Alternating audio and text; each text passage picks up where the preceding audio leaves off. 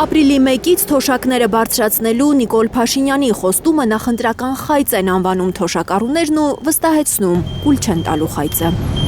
Դա վերավորական է։ Տենց փող պետք չի, եթե մարդը ինքնասիրություն ունի, դա բարձրացնում չի, դա պատաճկա է։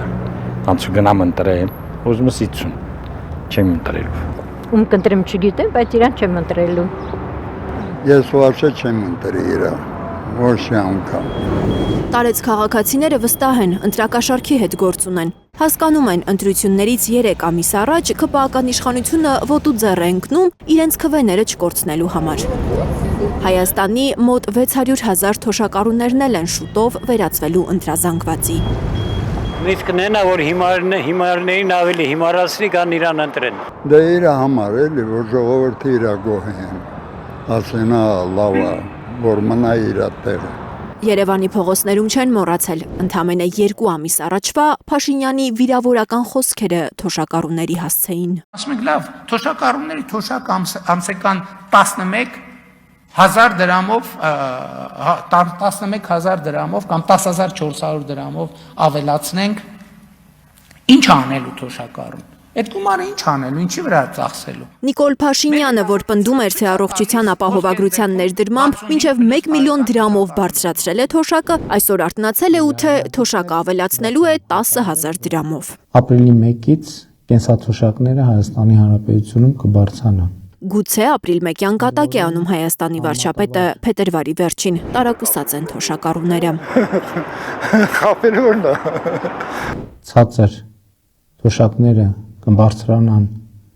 10,000 դրամով, համեմատաբար բարձր թոշակները կբարձրանան ավելի քիչ։ Ինչ է նշանակում համեմատաբար ցածր, համեմատաբար բարձր։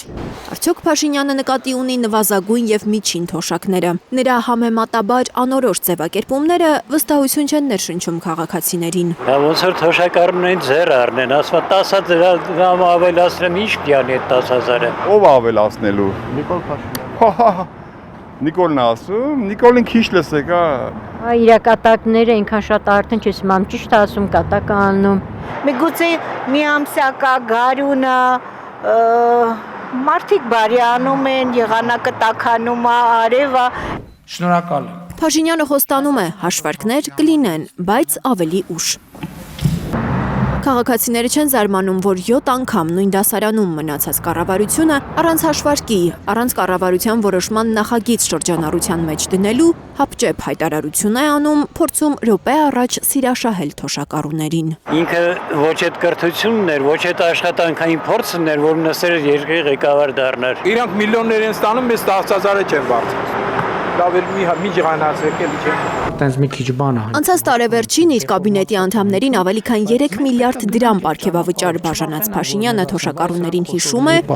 ու 10,000 դրամը ծախսելու նրանց ունակությունն այլևս կասկածի տակ չի դնում, որովհետև նորից են սպասվում ճոխ պարգևատրումներ, կարծում են քաղաքացիները։ Դու տանեն էդ գումարը իր պարգևավճարներին տան այդ 20,000-ն էլ տա իրենց պարգևավճարի։ Այդ միլիոններով պարգևավճար տալիս 10,000 դրամ թոշակ ավելացնում։ Թող 50,000 ավելացնի թոշակը, կավելացնի։ Դրանից հետո իրանց պարգևավճարները ավելի շատանում,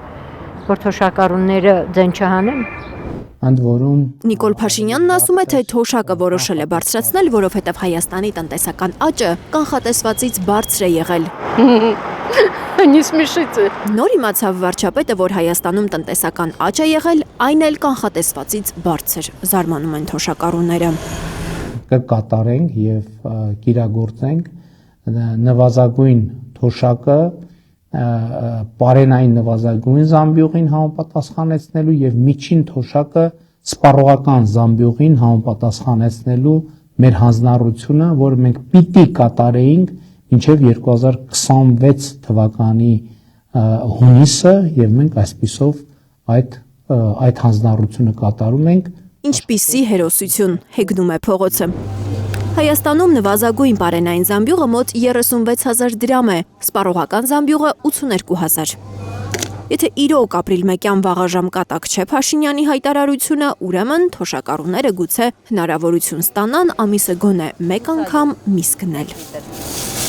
Լիլիթ Գասպարյան, Հայկ Ավանեսյան, Աշոտ Մնոյան, Միլենա Պողոսյան և Անի Ղանդիլյան, Հայլուր։